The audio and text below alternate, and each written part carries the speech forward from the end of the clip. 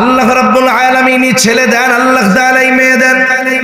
আল্লাহ তাআলা কোরআনুল কারীমের মধ্যে বলেন ইয়াহাবু লিমান ইয়াশাউ ইনাসাও ওয়া ইয়াহাবু লিমান ইয়াশাউ যুকুর আও ইউযাওয়িজুহুম যুকরানাও ওয়া ইনাসা ওয়া ইয়াজআলু মান ইয়াশাউ আকীমা। আল্লাহ তাআলা যাকে চান তাকে ছেলে দেন, আল্লাহ তাআলা যাকে চান তাকে মেয়ে দেন, আল্লাহ তাআলা যাকে চান তাকে উভয়টাই দেন, ছেলেও দেন মেয়েও দেন। আবার আল্লাহ তাআলা যাকে চান কোনোটাই দেন না, তাকে বন্ধা বানায় রাখেন। এই জন্য খবরদার, আপনি আশা করেছেন আল্লাহ তাআলা ছেলে দেন কিন্তু আল্লাহ দিছেন মেয়ে, খবরদার রাগ হওয়া যাবে না। মেয়ে হওয়ার পরে মেয়ে হওয়ার খবর শুনে যাদের মুখটা শুকিয়ে যায়, কালো হয়ে যায়, বুঝতে হবে ওই মানুষগুলোর সাথে ওই জাহেলিয়াতের সময়ের মানুষগুলোর মিল রয়েছে। এই জন্য মেয়ে হলে খুশি হবেন, কারণ মেয়ে হলো সৌভাগ্যের প্রতীক। নবীজি বলেন মেয়ে যে কয়টাই হোক, কোনো মতে দিন শিখায় যদি দিনদার পাত্রের হাতে তুলে দেওয়া যায়, যেই কয়টা মেয়ে আল্লাহ তাআলা ওরে সেই কয়টা জান্নাতের মালিক বানায় দিবে। সুবহানাল্লাহ। ইব্রাহিম আলাইহিস সালামের কোনো সন্তান হয় না। প্রথম স্ত্রী সারা জানতে পারলেন তিনি বন্ধা, তার কোনো সন্তান হবে না। হাজেরা ছিল সারার খাদেমা। সারা এবার হাজেরাকে ইব্রাহিম আলাইহিস সালামের সাথে বিবাহ দিয়ে দিলেন। মুফাসসিরিনে কেরাম বলেন ৮৬ বছর তখন বয়স ইব্রাহিম আলাইহিস সালামের। আল্লাহ তাআলা ৮৬ বছর বয়সে হাজেরার গর্ভে একটা সন্তান দান করলেন। বলেন তো সেই সন্তানের নাম কি? হযরত ইসমাঈল আলাইহিস সালাতু ওয়াস সালাম, দুগ্ধপোষ্য শিশু, একেবারে নাবালক। আল্লাহ তাআলার পক্ষ থেকে আদেশ আসলো ইব্রাহিম আলাইহিস সালামের উপরে পরীক্ষা। একেবারে বার্ধক্যকালে যেই সন্তান আল্লাহ তাআলা ইব্রাহিম আলাইহিস সালামকে দান করলেন, আল্লাহ তাআলার নির্দেশে ইব্রাহিম আলাইহিস সালাম ওই দুগ্ধপোষ্য শিশু সন্তানকে নিয়ে এবং হাজেরা আলাইহিস সালামকে নিয়ে রওনা হইলেন। দীর্ঘ পথ চলতেছেন। এর আগে আরেকটা বিষয় জানার দরকার। ইব্রাহিম আলাইহিস সালাতু ওয়াস সালামের জন্মস্থান হলো ইরাকের বাবেল শহরে। ওনার জন্মস্থান ইরাকের বাবেল শহর। ওইখান থেকে তিনি হিজরত করে আসছেন ফিলিস্তিন, বর্তমান জেরুজালেম শহর যেটা, ওই জায়গায়। ওইখানেই ইব্রাহিম আলাইহিস সালামের জন্ম হয়েছে।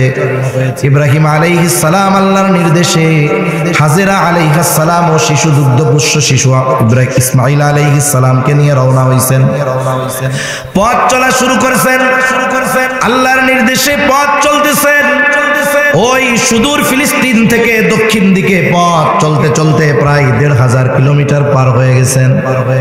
প্রায় ১৫০০ কিলোমিটার পথ বর্তমান বাইতুল্লাহ যেই জায়গায়, চিন্তা করে দেখেন ওই সময় চলার জন্য কোনো গাড়ি নাই, প্লেন নাই, পাহাড়ি পথ, উত্তপ্ত মরুভূমির পথ পাড়ি দিয়ে ১৫০০ কিলোমিটার পথ পাড়ি দিয়ে ওই শিশু বাচ্চা আর স্ত্রীকে নিয়ে তিনি যখন বর্তমান বাইতুল্লাহ যেখানে, ওখানে পৌঁছাইলেন।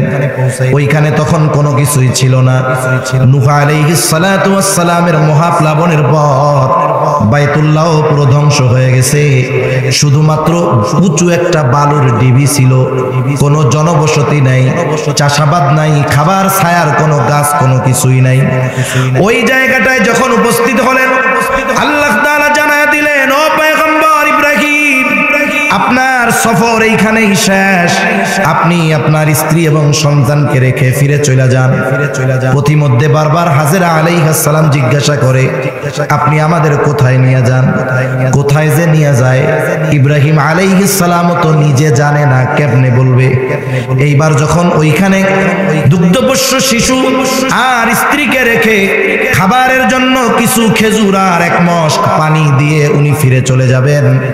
হাজেরা আলাইহিস সালাম জিজ্ঞাসা করতেছে এই সিদ্ধান্ত কি আপনার নাকি আল্লাহ তাআলার? ইব্রাহিম আলাইহিস সালাম মনের মধ্যে কষ্ট, কিন্তু প্রকাশ করার উপায় নাই। তিনি বলতেছেন এটা আল্লাহ তাআলার সিদ্ধান্ত। কেমন মহিয়সী নারী হাজেরা সাথে সাথে বলতেছে শুনে নেন, এই সিদ্ধান্তটা যদি আল্লাহ রাব্বুল আলামিনের হয় তাহলে আমার আর আমার এই সন্তানের জন্য আল্লাহ তাআলাই যথেষ্ট।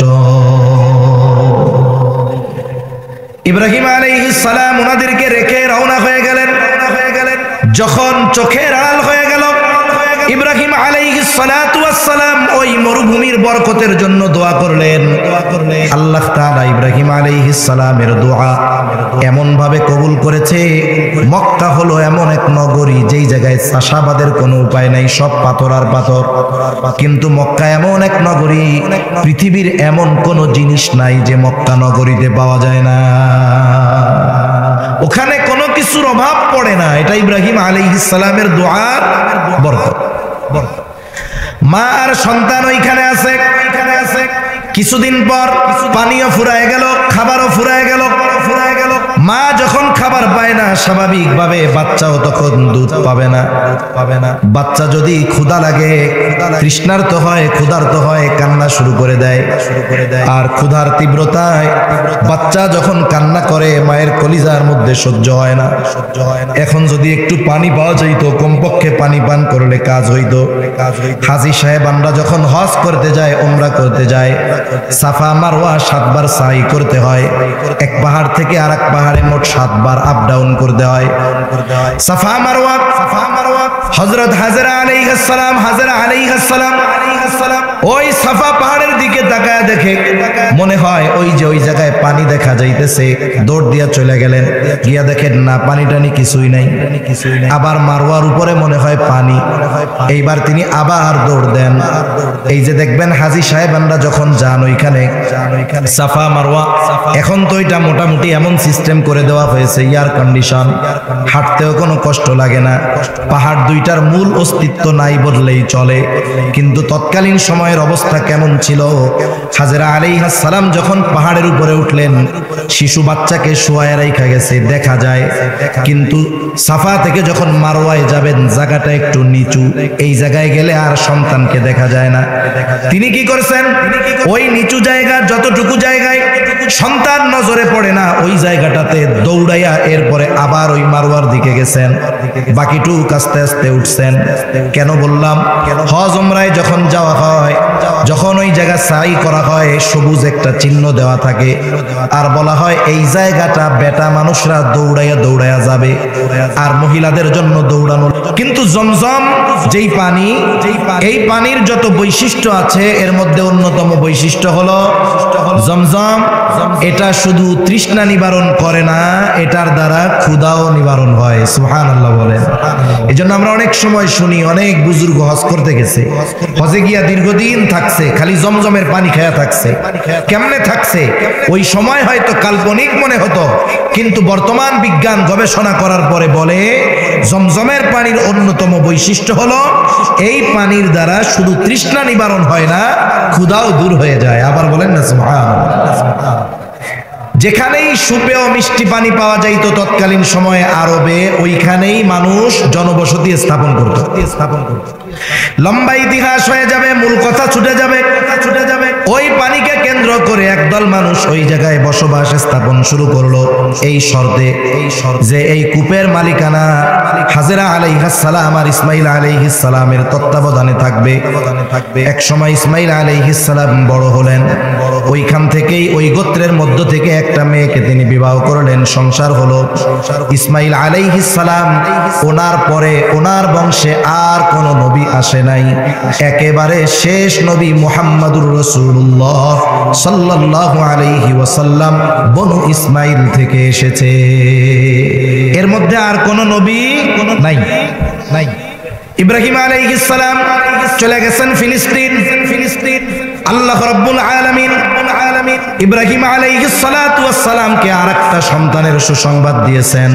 আপনাদের কি জানা আছে ওই সন্তানের নাম কি? হযরত ইসহাক আলাইহিস সালাম, হযরত সারা ছিল বন্ধা, কিন্তু সন্তান কেমনে হবে? যখন ফেরেশতারা আয়েশা ওই সন্তানের খবর জানাইছে যে তোমার তো আরেকটা সন্তান হবে, সারা ওই বেড়ার পাশে দাঁড়ায় দাঁড়ায় শুনতেছে, পর্দার আড়াল থেকে কি বলে, ফাআকবালাত ইমরাতুহু ফি সাররাতিন ফাসাক্কাত ওয়াজহাহা ওয়া ক্বালাত আজুজুন আকিম ক্বালু কাযালিকি ক্বালা রাব্বুক ইন্নাহু হুয়াল হাকীমুল আলীম। সারা জানে আমি তো বন্ধা, ভেতর থেকে ফেরেশতারা ইব্রাহিম আলাইহিস সালাম রে বলতেছে আপনার আর একটা ছেলে হবে। এখন উনি চিৎকার করে এটা বলে কি বলো, আমি হইলাম বন্ধা, আমার ছেলে পেলে কেমনে হবে? ফেরেশতারা জবাব দেয় কেমনে হবে সেটা আল্লাহ ভালো জানে। সুবহানাল্লাহ বলেন। কারণ কি? তিনি হলেন মহাজ্ঞানী, মহাপ্রজ্ঞাময়, তিনি যা চান তাই হয়। আল্লাহ তাআলা ইব্রাহিম আলাইহিস সালামকে আরেক সন্তান দিলেন, এই সন্তানের নাম ইসহাক আলাইহিস সালাম। কি নাম? জোরে বলেন। কি নাম? জোরে বলেন। তাহলে ইব্রাহিম আলাইহিস সালামের এক সন্তান ইসমাইল আলাইহিস সালাম। ইসমাইল আলাইহিস সালামের পরে আর কোন নবী নাই, একেবারে শেষ নবী মুহাম্মদুর রাসূলুল্লাহ সাল্লাল্লাহু আলাইহি ওয়াসাল্লাম। আর এক সন্তানের নাম হলো ইসহাক আলাইহিস সালাম। ইসহাক আলাইহিস সালামের সন্তান তিনিও নবী, ওনার নাম হলো ইয়াকুব আলাইহিস সালাম। ইয়াকুব আলাইহিস সালামের আরেক নাম ছিল ইসরাইল, এখান থেকেই আসছে বনু ইসরাইল। এই ইয়াকুব আলাইহিস সালাম এনার ছিল 12টা সন্তান, 12 সন্তান। বনু ইসরাইল মানে ইসরাইলের সন্তান সমূহ, তার মানে ইয়াকুব আলাইহিস সালামের ছিলেন 12টা সন্তান। 12 সন্তানের এক সন্তানের নাম হলো ইউসুফ আলাইহিস সালাম। নাম শুনছেন আপনারা? এখন আসেন ইহুদি আসলো কোথা থেকে? মুফাসসিরিনে কেরাম বলেন ইয়াকুব আলাইহিস সালামের 12 সন্তানের চতুর্থ অথবা বড় সন্তানের নাম ছিল ইহুদা অথবা ইহুজা। এখান থেকে আসছে ইহুদি বংশ, বনি ইসরাইল বংশের ইহুদি গোত্র। পরবর্তীতে মুসা আলাইহিস সালাতু ওয়াস সালামের মাধ্যমে ইহুদি ধর্ম হিসাবে গোটা দুনিয়াতে প্রসিদ্ধি অর্জন করেছে। ইউসুফ আলাইহিস সালামের ঘটনা আপনাদের সবার কম বেশি জানা আছে, হয়তো শুনছেন। ইউসুফ আলাইহিস সালামকে ভাইরা মেরে ফেলতে চাইছে। এক সময় উনি কূপের মধ্যে ফেলে দিছে, ওইখান থেকে উঠায় নিয়ে গেছে বণিক দল, মিশরের বাজারে বিক্রয় করা হয়েছে। লম্বা ইতিহাস। আল্লাহ তাআলা এক সময় ওনাকে মিশরের সুপ্রিম পাওয়ার আল্লাহ তাআলা দিয়ে দিয়েছে। সুবহানাল্লাহ বলেন। পূর্ণ মিশরের নিয়ন্ত্রণ ওনার হাতে চলে গেছে। হযরত ইউসুফ আলাইহিস সালাম জেলখানায় থাকা অবস্থায় মিশরের বাদশা একটা স্বপ্নে দেখছিল। স্বপ্নটা দেখছে, ওই স্বপ্নের ব্যাখ্যা ইউসুফ আলাইহিস সালাম করছে। ব্যাখ্যা কি? বলে এই 7 বছর, সামনের 7 বছর ফসল ভালো হবে, পরের 7 বছর দুর্ভিক্ষ আসবে। আপনি এখন এই যে ফসল ভালো হবে এই সময় ফসল স্টক করবেন, যাতে দুর্ভিক্ষের সময় ওই 7 বছর আপনার কোনো টেনশন না থাকে। স্বপ্নের ব্যাখ্যা বাদশার ভালো লাগছে। এখন বাদশার সাথে একটা সম্পর্ক হয়ে গেছে। তিনি ইউসুফ আলাইহিস সালাম নিজের থেকে বলেছেন আমাকে যদি এই দায়িত্ব দেওয়া হয় তাহলে এটা আমি যথাযথভাবে ব্যবস্থাপনা করতে পারবো। বাদশা এবার জেলখানা থেকে বের করে খাদ্যমন্ত্রীর দায়িত্ব দিয়ে দিয়েছে। এই যথাযথভাবে ব্যবস্থাপনা উনি গ্রহণ করেছেন।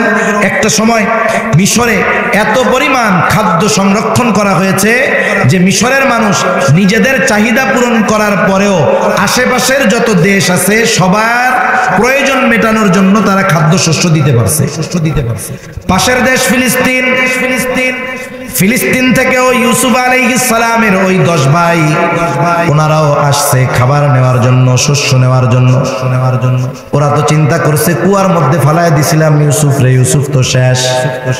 তারা যদিও চিনতে পারে নাই, ইউসুফ আলাইহিস সালাম তাদেরকে চিনে ফেলছে। এক সময় পরিচয় ঘটে গেছে।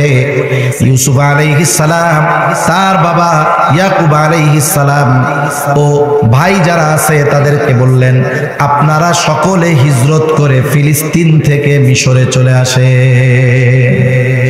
তাহলে ইয়াকুব আলাইহিস সালামের আদি নিবাস ছিল ফিলিস্তিন, জেরুজালেম। ওইখান থেকে উনি হিজরত করেছেন সবাইকে নিয়ে মিশরে দীর্ঘকাল তারা অতিবাহিত করছে। ইউসুফ আলাইহিস সালাম দুনিয়া থেকে চলে গেছে। একটা সময় বনি ইসরাইল গোত্রের প্রভাব কমেছে, কিবতি বংশের প্রভাব বাড়ছে। জালেম রামসিস ফেরাউন ক্ষমতায় আসছে। জালেম বনি ইসরাইলদের উপরে জুলুম করেছে। আল্লাহ তাআলা বনি ইসরাইলদেরকে এই জালেমের জুলুম থেকে নিষ্কৃতি দেওয়ার জন্যই মূলত ওই ফেরাউনের নিষেধাজ্ঞার মধ্যেও আল্লাহ তাআলা মুসা আলাইহিস সালামকে দুনিয়ায় পাঠায়া দিয়েছে। মুসা আলাইহিস সালাতু ওয়াস সালাম লম্বা ইতিহাস, নবুয়ত পাওয়ার পর ফেরাউনকে এসে আল্লাহ তাআলার প্রতি ঈমান আনার দাওয়াত দিল। কিন্তু ফেরাউনের অবস্থা কি? মুসা আলাইহিস সালামের কথার পর ঈমান আনা তো বহুদূর, বরং মুসা আলাইহিস সালামের উপরে ফেরাউন আরো কঠোর হয়েছে। হেদায়েতের মালিক হলেন আল্লাহ। হেদায়েতের মালিক কে? জোরে বলেন তো, আরো জোরে বলেন কে? হেদায়েতের মালিক আল্লাহ। কিন্তু মানুষের কিছু আচার আচরণ দেখে বোঝা যায় ওর নসিবে হেদায়েত আছে না নাই। আলামত আছে না প্রত্যেকটা জিনিসের? আলামত কি? মনে করেন এক লোক সুদ খায়। কি খায়? সুদখোর আসেনি আপনাদের এদিকে? আচ্ছা, সুদখোর এটা মাটি খুঁড়লেও পাওয়া যাবে। আপনি মাটি খুঁড়টা কেউসা না পাইতে পারেন, কেঁচো চিনেন? কেঁচো এইটা না পাইতে পারেন, আমার মনে হয় সুদখোর পাবেন। এখন সুদ খায় একজন, আরেকজন ইমাম সাহেব অথবা আলেম তাকে খুব বুঝাইয়া বললেন, ভাই সুদ খাওয়া এটা জঘন্য এক কবিরা গুনাহ, এত জঘন্য গুনাহ, আপনি এই গুনাহটা ছাইড়া দেন। সেই লোকটা সে যদি নসিবে হেদায়েত থাকে, আলামত কি? তাকে যখন কোরআন হাদিস দিয়ে বোঝায় বলবে যে এটা গুনার কাজ, ও ছাড়ুক আর না ছাড়ুক, কিন্তু কোরআন হাদিসের রেফারেন্স দিলে কমপক্ষে ও নমনীয়তা প্রদর্শন করবে, বলবে যে ঠিক আছে ভাই, গুনার কাজ, পাপের কাজ ছেড়ে দেওয়ার চেষ্টা করব, দোয়া করেন যেন ছেড়ে দিতে পারি। কিন্তু বিপরীত কিছু মানুষ আছে, আপনি যখন তাকে গুনাহ থেকে বাঁচতে বলবেন, ও উল্টা আপনার উপরে আরো অ্যাকশনে যাবে। এরকম লোক সমাজে আছে না নাই? ওই ধরনের মানুষগুলাই দেখবেন মাঝে মধ্যে ওয়াজ মাহফিলের মধ্যে দাঁড়ায় যায়। একজন হুজুর কথা বলতেছে, দাঁড়ায় যায়। একজন আলেম দিনের কথা বলতেছে, প্রতিবাদ করে। আমার কথা হলো, ওই লোকটার জন্য হেদায়েত খুবই কঠিন।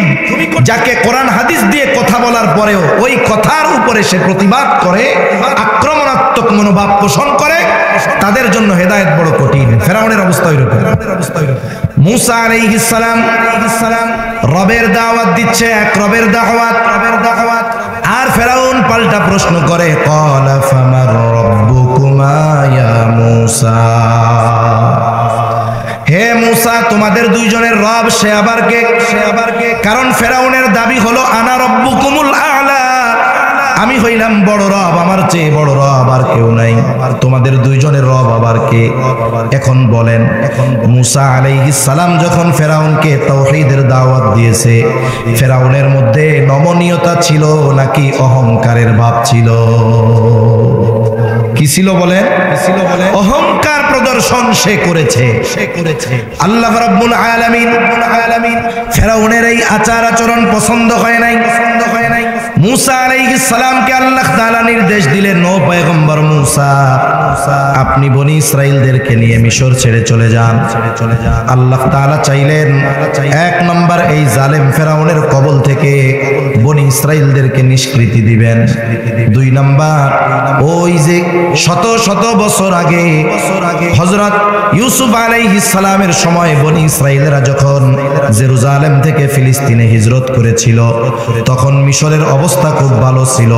জেরুজালেম থেকে মিশর যখন তারা হিজরত করেছে, মিশরের অবস্থা তখন ভালো ছিল, কিন্তু ওই সময়টাতে জেরুজালেমের অবস্থা বেশি ভালো ছিল। পৃথিবীর সবচেয়ে পুরাতন শহরগুলোর মধ্যে অন্যতম একটি শহর হলো জেরুজালেম। এই শহর কয়েকবার ধ্বংস করে দেওয়া হয়েছে। আল্লাহ তাআলা আবার এই শহরকে জীবিত করেছেন। আর ওই সময়টাতে সবচেয়ে বেশি মূল্যবান শহর ছিল জেরুজালেম। জেরুজালেমের জমির দাম ছিল বেশি, জেরুজালেমের জমিন উৎপাদনশীল ছিল বেশি। এই জন্য আল্লাহ তাআলা চাইলেন ফেরাউনের কবল থেকে বনি ইসরাইলদেরকে নিষ্কৃতি দিয়া ওই যে তাদের পিতৃভূমি আদি নিবাস ওই জেরুজালেমের জমিন আল্লাহ তাআলা তাদের হাতে তুলে দিবেন। এই জন্য মূসা আলাইহিস সালামকে নির্দেশ করলেন, আপনি রাতের বেলায় বনি ইসরাইলদেরকে নিয়ে চলে যান। মূসা আলাইহিস সালাতু ওয়াস সালাম আল্লাহ তাআলার নির্দেশে মূসা আলাইহিস সালাতু ওয়াস সালাম রওনা হয়ে গেলেন। চলতে চলতে বনি ইসরাইলদেরকে নিয়ে তিনি পৌঁছায় গেলেন লোহিত সাগরের পাড়ে। এখনো রাতের আধার কাটে নাই। চিন্তা করতেছে সবাই দিনের আলো ফুটে উঠবে, সমুদ্র পাড়ি দিয়ে অপর প্রান্তে চলে যাব, জালেম ফেরাউনের হাত থেকে নিষ্কৃতি পেয়ে যাব, নতুন এক সূর্য উদিত হবে। এইবার মূসা আলাইহিস সালাতু ওয়াস সালাম অপেক্ষা করতেছেন কখন দিনের আলো ফুটে উঠে, কখন রাতের আধার কেটে যায়। ইতিমধ্যে ফেরাউনের কাছেও খবর চলে গেছে ফেরাউন মূসা কিন্তু বনি ইসরাইলদেরকে নিয়ে চলে যায়। তাফসীরের মধ্যে আসছে ফেরাউন 6 লক্ষ সশস্ত্র সৈন্য নিয়ে মূসা আলাইহিস সালাম ও বনি ইসরাইলদের পেছনে তিনি দাওয়া করেছেন। এদিক দিয়া দিনের আলো ফুটে উঠেছে, রাতের আধার কেটে গেছে, একদল আরেক দলকে দেখতে পাইতেছে। আল্লাহ তাআলা সেই কথাও কোরআনুল কারীমের মধ্যে জানায় দিয়া বলেন, ফালাম্মা তারা আল জামাআনি ক্বালা আসহাবু মূসা ইন্না লামুদরাকুন। আল্লাহ তাআলা বলেন একদল যখন অপর দলকে দেখতে পাইল ক্বালা আসহাবু মূসা ইন্না লামুদরাকুন। মূসা আলাইহিস সালামের সাথীরা বলে, ও মূসা আমরা ধরা পড়ে গিয়েছি, আমাদের আর বাঁচার কোনো উপায় নাই। কারণ একদিকে সমুদ্র, তিন দিক দিয়ে ফেরাউন তার সশস্ত্র বাহিনী নিয়ে মূসা আলাইহিস সালামের উপরে আক্রমণ করার চেষ্টা করতেছে। বনি ইসরাইলদের কাছে কোনো অস্ত্র নাই। এই জন্য মূসা আলাইহিস সালামের সাথীরা বলতেছে, ইন্না লামুদরাকুন, আমরা তো ধরা পড়ে গিয়েছি। আসলে কিন্তু এখনো ধরা পড়ে নাই। মূসা আলাইহিস সালাতু ওয়াস সালাম বনি ইসরাইলদের নেতা। মনে রাখতে হবে প্রত্যেকটা নবী তার উম্মতের নেতা। মূসা আলাইহিস সালাম বনি ইসরাইলদের নেতা। নেতা যদি বোবা হয়, এই রকম নেতাকে কেউ নেতা মানে নাকি? জোরে বলেন। নেতা হইতে হবে এমন ঝিমিয়ে পড়া কর্মীর সামনে যখন নেতা বক্তব্য দিবে, ওই ঝিমিয়ে নেতিয়ে পড়া কর্মীগুলাও পুনরায় প্রাণ সঞ্চালন হয়ে যাবে, তাদের উদ্দীপনা বেড়ে যাবে, আগ্রহ বেড়ে যাবে। মূসা আলাইহিস সালাম দাঁড়ায় গেলেন, বক্তব্য দিচ্ছেন। কি বক্তব্য? ওরা বলে ইন্না লামুদরাকুন, আমরা ধরা পড়ে গিয়েছি। আর মূসা আলাইহিস সালাতু ওয়াস সালাম বলেন, কাল্লা, কখনোই নয়। তার মানে এখনো ধরা পড়বো না, পরেও ধরা পড়বো না। প্রশ্ন হইতে পারতো, মূসা ওদের কাছে অস্ত্র আছে, ওদের লোক বলে এর অভাব নাই, আমাদের পার হওয়ার নৌকা নাই, যুদ্ধ করার মতো অস্ত্র নাই, কেমনে ধরা পড়বো না? এই কথা বলেন। মূসা আলাইহিস সালাম বলেন, ওদের কাছে যা থাকে থাক, ইন্না মাইয়া রব্বি, আমাদের সাথে হয়তো অস্ত্র নাই, কিন্তু আমার সাথে যিনি আছেন তিনি কে? আল্লাহ যদি সাথে থাকে, রব যদি সাথে থাকে, শত্রু যত বেশি হোক কাছে হোক, কোনো ভয় আছে? কোনো ভয় নেই। রাসূল আকরাম সাল্লাল্লাহু আলাইহি ওয়াসাল্লাম হিজরতের সফর শুরু করেছেন। মক্কা থেকে যাবেন মদিনা, উত্তর দিক। নবীজি সফর শুরু করেছেন দক্ষিণ দিক। এটা কৌশলগত কারণে নবীজি সাল্লাল্লাহু আলাইহি ওয়াসাল্লাম সাওর পর্বতের গর্তের মধ্যে 3 দিন আত্মগোপন করে থাকছেন। কয়দিন? কাফেররা এতটা চতুর, এতটা চালাক, খুঁজতে খুঁজতে একেবারে গর্তের গোড়ায় গিয়া পৌঁছায় গেছে। সিরাতের কিতাবের মধ্যে আসছে, আবু বকর সিদ্দিক রাদিয়াল্লাহু তাআলা আনহু বলেন, ওরা আমাদের খুঁজতে খুঁজতে একেবারে গর্তের গোড়ায় চলে আসছে। আমাদেরকে খুঁজতেছে, কথাবার্তা বলতেছে। তারা কি কথা বলে, কে কথা বলে, আমি সব কথা শুনতেছি, সবাইকে চিনতেছি। আবু বকর সিদ্দিক রাদিয়াল্লাহু তাআলা আনহু বলেন, আমাদেরকে পাওয়ার জন্য, দেখার জন্য তাদেরকে দূরে যাওয়া লাগবে না। তারা যদি তাদের নিজেদের পায়ের দিকে তাকায়, আমাদের দিকে ফেলতে পারবে। এত কাছে কাছে তারা। এমত অবস্থায় আবু বকর সিদ্দিক রাদিয়াল্লাহু তাআলা আনহু প্রচন্ড ভীত হয়ে গেছেন। মানুষ যখন ভয় পায়, মানুষ যখন চিন্তিত থাকে, তার ভয় এবং তার চিন্তার ছাপ তার চেহারার মধ্যে দেখা যায় কি যায় না? দেখা যায় কি যায় না? আবু বকর তো নিজের জন্য চিন্তিত নয়, নিজের জীবনের জন্য ভীত নয়। আবু বকর তো নবীজির জন্য চিন্তিত। নবীজি সাল্লাল্লাহু আলাইহি ওয়াসাল্লাম আবু বকর সিদ্দিক রাদিয়াল্লাহু তাআলা আনহুর চেহারা দেখা বুঝা গেছে যে আবু বকর ভয় পাচ্ছে, ভীত। কি বলছে দুইজনে কথাবার্তা, দুনিয়ার কেউ না শুনলেও যিনি শুনেছেন তিনি কে? আল্লাহ তাআলা সূরা তাওবার মধ্যে সেই কথা বলেন, ইযহুমা ফিল গারি ইয ইয়াকুলু লিসাহিবিহি লা তাহজান ইন্নাল্লাহা মা'ানা। নবীজি আবু বকর সিদ্দিক রাদিয়াল্লাহু তাআলা আনহুকে বলতেছে, লা তাহজান, ও আবু বকর ভয় পেও না, চিন্তিত হয়ো না। শত্রু যত কাছে হোক না কেন, এই গুহার মধ্যে তুমি আর আমি দুইজন নয়, তোমার আমার সাথে যিনি আছেন তিনি কে? আরে আল্লাহর নাম জোরে কইলে কি খিদা লাগবে নাকি বেশি? জোরে বলেন, আমাদের সাথে আছে কে? মুসা আলাইহিস সালাম বলেন, ইন্না মাইয়া রব্বি, আমার সাথে আছে কে? তাইলে ফেরাউনের বাহিনী যত বড় হোক, অস্ত্র যত বেশি হোক, ওর সাথে তো রব নাই, আমাদের সাথে রব আছে। রব কি করবে? বলে সায়াহদিন, এখনই পথ দেখায়া দিবে। আল্লাহ তাআলা পথ দেখায়া দিলেন।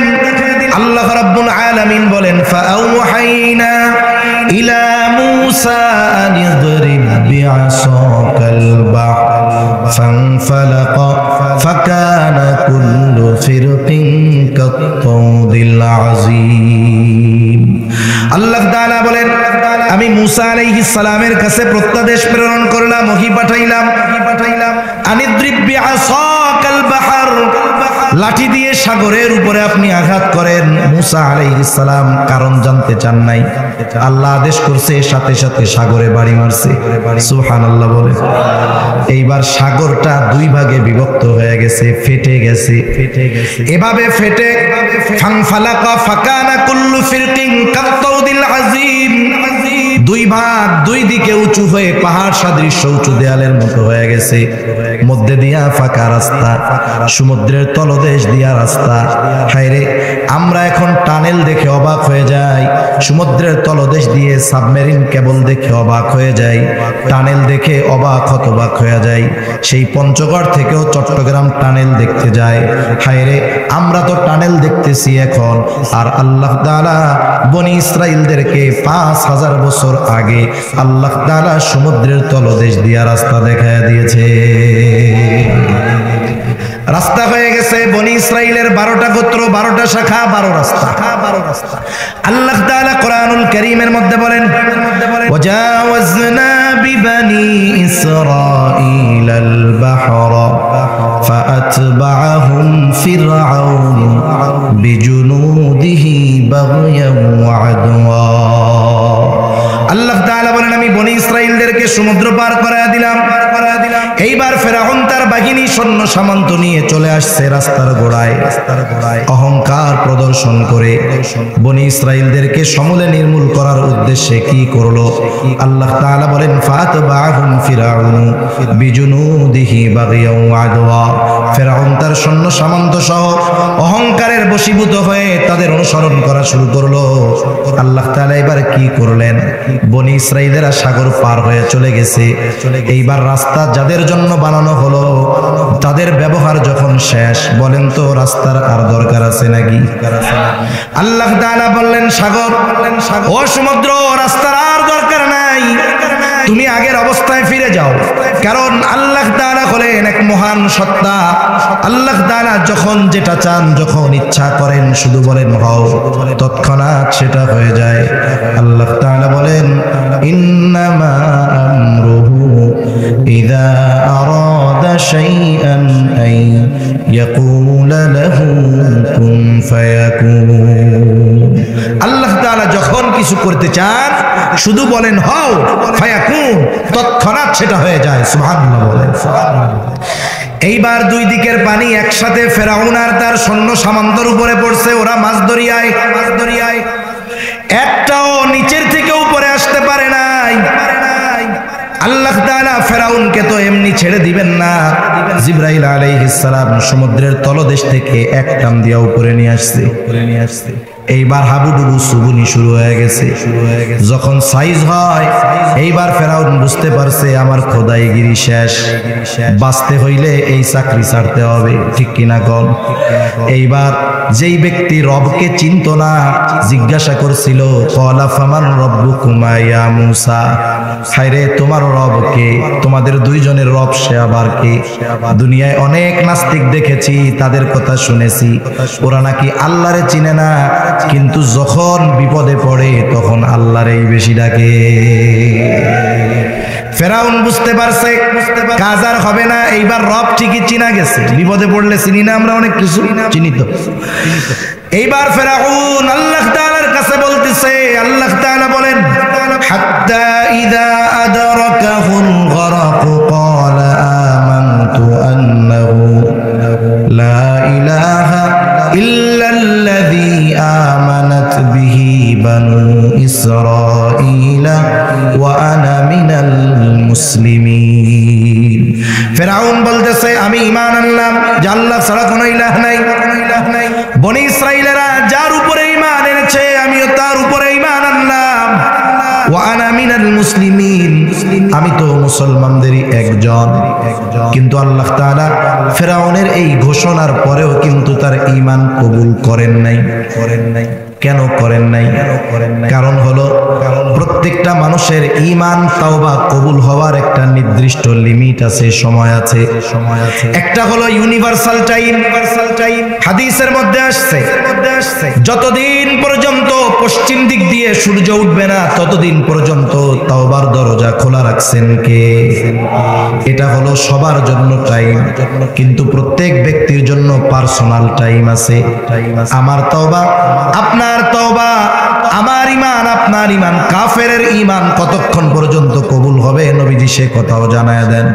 নবীজি বলেন ইন্নাল্লাহা ইয়াকবালু তাওবাতাল আবদি হাত্তা মা লাম ইউগারগির। মানুষের মৃত্যু যন্ত্রণা শুরু হওয়ার আগ পর্যন্ত আল্লাহ রব্বুল আলামিন মানুষের তওবা কবুল করে নেয়। আবার যখন কোন জাতির উপরে আল্লাহ তাআলা আযাব দিতে চান, গজব দিতে চান, যদি আযাব গজব চলে আসে তাহলে ঈমান আনলে আর ঈমান কবুল হয় না। আযাব গজব আসার আগে যদি ঈমান আনে সেই ঈমান আল্লাহ কবুল করে। যেমন হযরত ইউনূস আলাইহিস সালামের সম্প্রদায়, ইউনূস আলাইহিস সালাম যখন দীর্ঘদিন দাওয়াত দিছে ঈমান আনে না, পরিবর্তন নাই। আল্লাহ তাআলা জানায় দিলেন ও পয়গম্বর 3 দিন পরে গজব আসবে, গজবের খবর উম্মতকে জানায় দেন। ইউনূস আলাইহিস সালাম যখন গজবের খবর জানাইছে এইবার তারা গজব নিয়ে মজা শুরু করছে। একদিন 2 দিন চলে গেছে, পরিবর্তন নাই। যেই দিন গজব আসবে ওই দিন সকাল বেলায় সকলে মিলা ইউনূস আলাইহিস সালামের বাড়িতে চলে আসছে। আয়েশা কয় কই গো ইউনূস, তোমার গজব কখন আসবে? ইতিমধ্যে ইউনূস আলাইহিস সালাম যখন দেখলেন 2 দিন চলে যাওয়ার পরেও এই লোকগুলার মধ্যে পরিবর্তন নাই। আল্লাহ তাআলা যখন কোথাও কোনো গজব দিতে চান ওই এলাকায় যত ঈমানদার থাকে আর নবী থাকে আগে তাদেরকে নিরাপদে সরায় নেন, এরপরে গজব দেন। অতীতের এই বিষয়টাকে কিয়াস করে ইউনূস আলাইহিস সালাতু ওয়াস সালাম আল্লাহ তাআলার পক্ষ থেকে নির্দেশনা আসার আগে এলাকা ছেড়ে তিনি চলে গেলেন। এই জন্য পরের দিন সকালবেলায় ইউনূস আলাইহিস সালামের সম্প্রদায় ইউনূস আলাইহিস সালামের বাড়িতে আইসা দেখে উনি বাড়িতে নাই। কয়েকজন রে খোঁজ করতে পাঠাইছে, যাও তো একটু দেখে আসো আশেপাশে কোনো গ্রামে গেছে কিনা।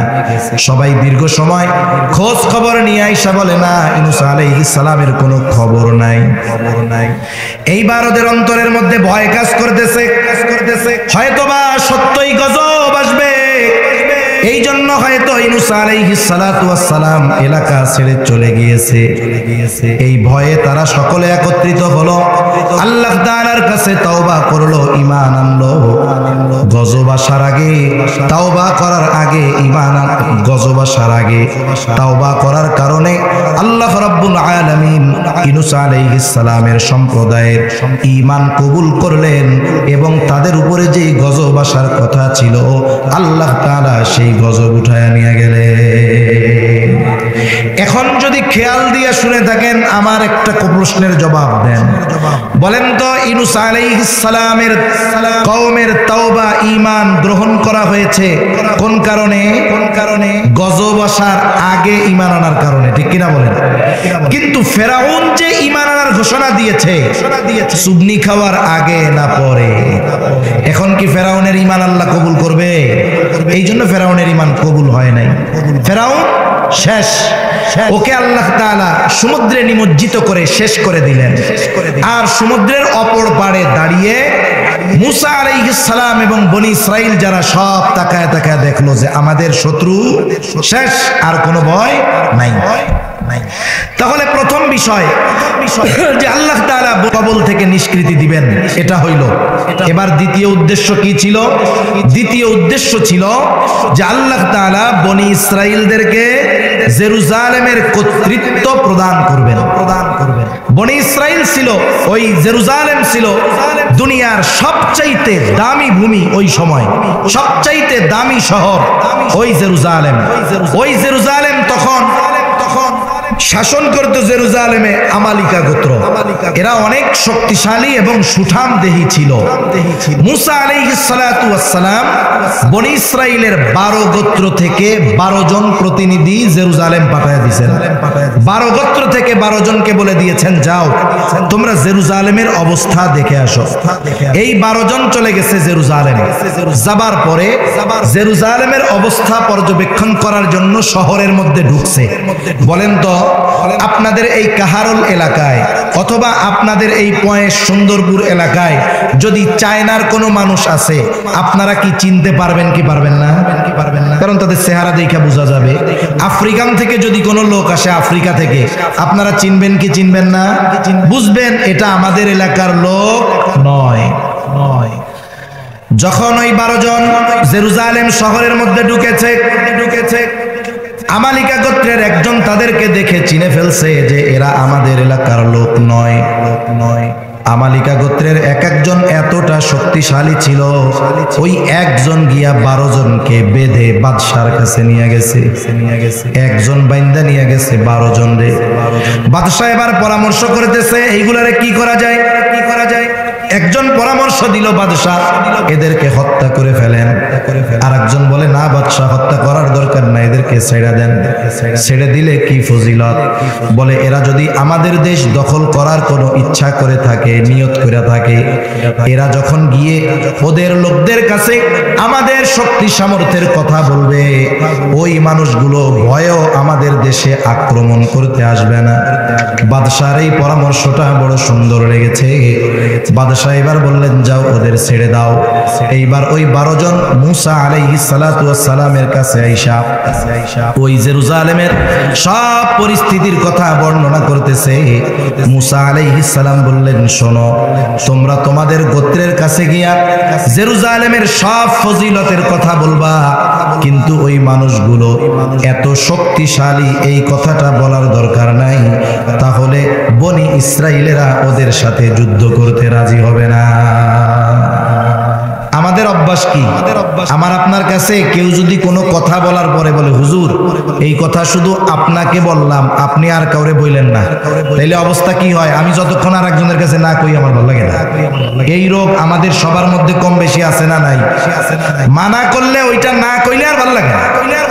এখন মুসা আলাইহিস সালাম মানা করছে যে বইল না। 2 জন ছাড়া বাকি 10 জন তাদের গোত্রের কাছে গিয়া বলে, মুসা আমাদের কোন জায়গা নিতে চায় জানো? ওই জায়গার মানুষ এত শক্তিশালী, একজন আমাদের 12 জনকে প্যাকেট করে ফেলছে। মুসা আলাইহিস সালাম এই দিক দিয়ে কোনো মতো বুঝাইছে যে যুদ্ধ করতে যাবো, ওই দেশ আমরা জিতবো, তোমরা প্রস্তুত হও। কিন্তু যখনই শুনছে যে একজন 12 জনকে প্যাকেট করে ফেলছে, ওরা এইবার সুপারগুলো লাগাইয়া বসছে যে মইরা জামু জামু তুমি ওগুলোকে যুদ্ধ করবো না। মুসা আলাইহিস সালাম এবার ওদেরকে একটু বোঝাইতে গেছে, ওয়াজ করতেছে। কি ওয়াজ? সেই ওয়াজই আল্লাহ তাআলা বলেন। আল্লাহ রাব্বুল আলামিন বলেন মুসা আলাইহিস সালাম কি বলছে গিয়া, ওয়া ইয ক্বালা মুসা লিকওমিহি ইয়া কওমি যকুরু নি'মাতাল্লাহি আলাইকুম ইয জাআলা ফীকুম আমবিয়া ওয়া জাআলাকুম মুলুকা ওয়া আতাকুম মা লাম ইউতি আহাদাম মিনাল আলামিন। মুসা আলাইহিস সালাতু ওয়াস সালাম তার সম্প্রদায়ের কাছে গিয়ে বলতেছে, ও আমার কওম, ইয়া কওমি যকুরু নি'মাতাল্লাহি আলাইকুম, ও আমার সম্প্রদায় তোমরা ওই সমস্ত নিয়ামতগুলোর কথা স্মরণ করো যেই নিয়ামতগুলো তোমাদের দিয়েছেন কে? কি নিয়ামত দিয়েছে? এক নাম্বার, মুসা আলাইহিস সালাম বলতেছে ইয জাআলা ফীকুম আমবিয়া, ওই নিয়ামতের কথা স্মরণ করো যেই নিয়ামতগুলো আল্লাহ তোমাদেরকে দিয়েছেন। কি নিয়ামত? বলে আল্লাহ তাআলা তোমাদের মধ্য থেকে অনেক নবী দুনিয়াতে পাঠিয়েছেন। সুবহানাল্লাহ বলো। কত নবী পাঠাইছেন জানেন? ইয়াকুব আলাইহিস সালামের পর থেকে নিয়ে একেবারে ঈসা আলাইহিস সালাম পর্যন্ত বনি ইসরাইল কখনো নবী শূন্য হয় নাই। একজন মারা গেছে তো আল্লাহ তাআলা আরেকজনকে নবুয়ত দিয়ে ওই শূন্য স্থান আল্লাহ পূরণ করে দিয়েছেন। সুবহানাল্লাহ বলেন। এক বংশ থেকে এত নবী, এটা আল্লাহ তাআলার পক্ষ থেকে বড় নিয়ামত না? মনে করেন আপনাদের গ্রামে কোন বংশে যদি 10 জন বিসিএস ক্যাডার থাকে, বিসিএস ক্যাডার বুঝেন তো, বড় অফিসার যদি থাকে 10 জন, আপনারা যদি অন্য গ্রামে যান, আপনারা যদি জিজ্ঞাসা করে আপনার গ্রামের নাম কি, আপনি সুন্দরপুর না কইয়া আগে বলবেন আরে ভাই আমি ওই গ্রামের লোক যেই গ্রামে 10 জন বিসিএস ক্যাডার আছে। এই যে গ্রামের নাম না বইলা আগে বিসিএস ক্যাডার আছে কেন বলবেন? কারণ এটা আপনার জন্য একটা গর্বের, আপনি নিয়ামত মনে করেন, ঠিক কিনা বলেন? তাহলে বলেন এক বংশে যদি 2, 4, 10 জন বিসিএস ক্যাডার থাকে কত ভালো লাগে। আর যেই বংশে ধারাবাহিকতার ক্রমান্বয়ে হাজার হাজার নবীর আগমন ঘটেছে, এগুলো আল্লাহ তাআলার পক্ষ থেকে নিয়ামত নয় কি? নিঃসন্দেহে বড় নিয়ামত। আল্লাহ তাআলা এই পরলৌকিক নিয়ামতে ভূষিত করেছেন বনি ইসরাইলদেরকে, যে তাদের মধ্য থেকে আল্লাহ তাআলা অনেক নবী প্রেরণ করেছেন। শুধু নবী দিয়েছেন তা না, দুনিয়াও দিয়েছে। আল্লাহ তাআলা বলেন ওয়া জাআলাকুম মুলুকা, আল্লাহ তাআলা তোমাদেরকে রাজত্ব দান করেছে। তৎকালীন সময়ে বনি ইসরাইলদের মধ্য থেকে তাদের হাতেই দেশ পরিচালনার দায়িত্ব ছিল। আল্লাহ তাআলা দুনিয়ার রাজত্ব দিয়ে তাদেরকে সম্মানিত করেছে, ভূষিত করেছে। শুধু তাই না, মুসা আলাইহিস সালামের পরে বলতেছেন ওয়া আতাকুম মা লাম ইউতি আহাদাম মিনাল আলামিন, আল্লাহ তাআলা তোমাদেরকে এমন কিছু নিয়ামত দান করেছে যা বিশ্ববাসীকে আল্লাহ তাআলা দেয় না। কত নিয়ামত যে আল্লাহ বনি ইসরাইলদের দিয়েছেন। পবিত্র কোরআনুল কারীমের সর্ববৃহৎ সূরার নাম কি? জোরে বলেন। সবাই তো মনে হয় জানেন না, মুখটুক চালু আছে, একটু জোরে বলেন সর্ববৃহৎ সূরার নাম কি? আরো জোরে বলেন সর্ববৃহৎ সূরার নাম কি? এই সূরার মধ্যে আল্লাহ তাআলা বনি ইসরাইলদেরকে প্রদত্ত ধারাবাহিক 40টার উপরে নিয়ামতের কথা বর্ণনা করেছে। কয়টা নিয়ামত? প্রত্যেকটা নিয়ামতের পরে তাদের নাশকরির কথাও আল্লাহ তাআলা বর্ণনা করেছেন। এই রকম অগণিত নিয়ামত আল্লাহ তাআলা তাদেরকে দিয়েছেন। তারা যখন সমুদ্র পাড়ি দিয়ে অপর প্রান্তে গেছে, থাকার জায়গা নাই, খাওয়ার কোনো ব্যবস্থা নাই। বলে মুসা রে, আমরা তো মিশরেই ভালো ছিলাম, কমপক্ষে থাকার জায়গা তো ছিল, এখানে তো কিছুই নাই। আল্লাহ তাআলা আকাশের মেঘকে বনি ইসরাইলের জন্য ছাদ বানায় দিয়েছে। এখন বলতেছে মুসা থাকার জায়গা তো হইল, এত লোকের খাবার কোথায় পাবো? না খাইয়াই মরতে হবে। বলেন তো যেই আল্লাহ যদি মারতেই চাইতো না খাওয়াইয়া, তাইলে না খাওয়াইয়া মারার দরকার কি? ফেরাউনের লোকের হাতে মাইরা শহীদ বানায়া দিতে পারতো, ঠিক কিনা বলেন? চিন্তা করে দেখেন ওদের অবস্থা কেমন ছিল। আল্লাহ তাআলা আসমান হতে তাদের জন্য খাবারের ব্যবস্থা করলেন। এই রকম একেবারে এমন দামি দামি নিয়ামত আল্লাহ তাআলা তাদেরকে দিয়েছেন যা বিশ্ববাসীকে আল্লাহ তাআলা দেন নাই। এই নিয়ামতগুলোর কথা উল্লেখ করার পর মুসা আলাইহিস সালাম তাদেরকে বলতেছে, তোমরা চিন্তা কইরো না, ভয় পাও না। ওরা যত শক্তিশালী হোক না কেন, তোমরা শুধু ওই শহরের মধ্যে যুদ্ধ করার জন্য ঢুকবা। ওরা যত শক্তিশালী হোক না কেন, ওদের বিরুদ্ধে তোমাদেরকে যিনি বিজয় দান করবেন তিনি কে? এত সুন্দর মতো নিয়ামতের কথা বইলা বুঝাইয়া টুজাইয়া এবার আদেশ দিচ্ছে। কি আদেশ? ইয়া কওমি দখুলুল আরদাল মুকদ্দাসাতাল্লাতী কাতাবাল্লাহু লাকুম ওয়া লা তারতাদ্দু আলা আদবারিকুম ফাতানকালিবু খাসিরিন। মুসা আলাইহিস সালাম এই নিয়ামতগুলোর কথা উল্লেখ করার পরে বলতেছে, আমার সম্প্রদায় ইয়া কওমি দুখুলুল আরদাল মুকদ্দাস, ওই পবিত্র জমিনের মধ্যে তোমরা প্রবেশ করো। আল্লাতী কাতাবাল্লাহু লাকুম, যেই জমিনের মালিকানা আল্লাহ তাআলা তোমাদের জন্য লিখে দিয়েছে। সুবহানাল্লাহ বলে। বনি ইসরাইল যুদ্ধ করার আগে যুদ্ধ জয়ের সুসংবাদ দিয়ে দিলেন কে? আল্লাহ তাআলার পক্ষ থেকে এই যুদ্ধ জয়ের ঘোষণা আসার পরেও এই মানুষগুলো প্রবেশ করতে চায় নাই। মুসা আলাইহিস সালাম বললেন, শোনো, আল্লাতী কাতাবাল্লাহু লাকুম, যেই পবিত্র ভূমির মালিকানা আল্লাহ তোমাদের জন্য লিখে দিয়েছে, তবে শর্ত হইল একটা, ওয়ালা তারতাদ্দু আলা আদবারিকুম ফাতানকালিবু খাসিরিন। সামনের দিকে অগ্রসর হবা তো হবাই, পিছু হটার কোনো সুযোগ নাই। তোমরা যদি পিছু হটো, পিছনে চলে আসো, ক্ষতিগ্রস্তদের অন্তর্ভুক্ত হয়ে যাবা। আর যদি সামনের দিকে অগ্রসর হও, ওরা যতই শক্তিশালী হোক, ওদের বিরুদ্ধে তোমাদের বিজয় দান করবেন কে? আরো জোরে বলেন কে? আল্লাহ তাআলা বিজয় দান করেন। কিন্তু অবস্থা কি? ওই যে 10 জনের কথা নবীর কথার চাইতে তাদের বেশি ভালো লাগছে। তাদের জবাব কি? জবাবে তারা বলতেছে, ক্বালু ইয়া মূসা ইন্না ফিহা কওমান জাব্বারিন ওয়া ইন্না লান নাদখুলাহা হাত্তা ইয়াখরুজু মিনহা ফাইন ইয়াখরুজু মিনহা ফাইন্না দাখিলুন। এত সুন্দরভাবে বোঝানোর পরে যুদ্ধের আগে যুদ্ধ জয়ের সুসংবাদ দেওয়ার পরেও মুসা আলাইহিস সালামের সম্প্রদায়ের আচরণ কেমন ছিল একটু খেয়াল দিয়ে শুনেন। মুসা আলাইহিস সালাম এত কথা বলার পর তারা জবাবে বলতেছে, ইয়া মুসা ইন্না ফিহা কওমান জাব্বারিন, ওইখানে একটা শক্তিশালী সম্প্রদায় আছে।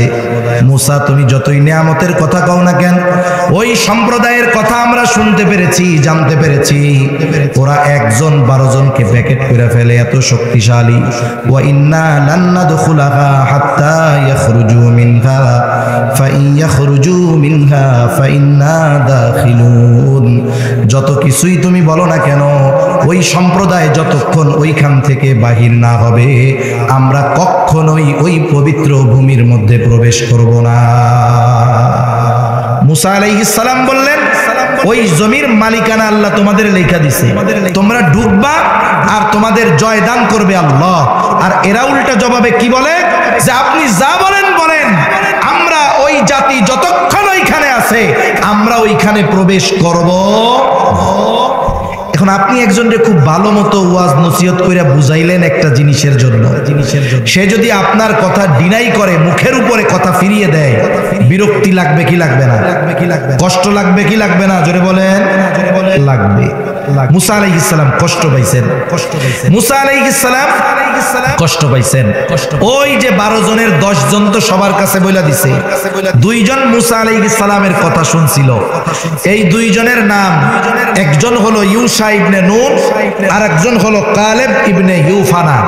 এই 2 আল্লাহর বান্দা, এরা এইবার বনি ইসরাইলদেরকে বোঝানো শুরু করছে। কি বলতেছে?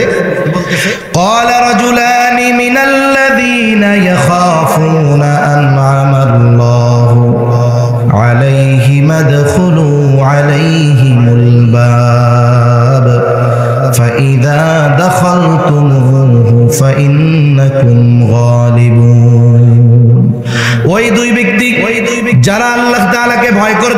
উপরে আল্লাহ তাআলা করুণা প্রদর্শন করেছেন, আল্লাহ রাব্বুল আলামিন যাদের প্রতি অনুগ্রহ প্রদান করেছেন, ওই দুই ব্যক্তি এবার তাদেরকে বলা শুরু করেছে, হে সম্প্রদায় শোনো, তোমরা শুধু ওই শহরের দরজা দিয়ে ঢুকে যাও, আলাইহিম আদখুলু আলাইহিমুল বাব, তোমরা শুধু শহরের নিকট দরজা দিয়ে শহরের মধ্যে প্রবেশ করো, ফাইদা দাখালতুমুহু ফাইন্নাকুম গালিবুন, তোমরা শহরের দরজা দিয়ে ঢুকবা আর তোমাদেরকে বিজয়ী বানায় দিবেন আল্লাহ।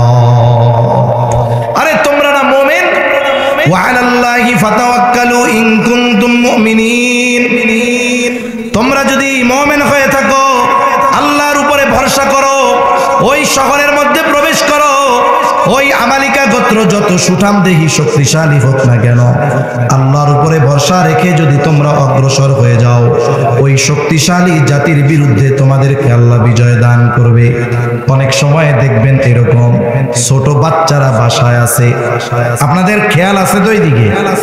খেয়াল আছে নাকি খুঁজতেছেন কোন সময় সাইদা আহমদ ভাই আসবে? চলে আসতেছে, ওই যে মনে হয় গাড়ি ঢুইকাও গেছে। আপনারাও দেখেন, আমিও একটু দেখি।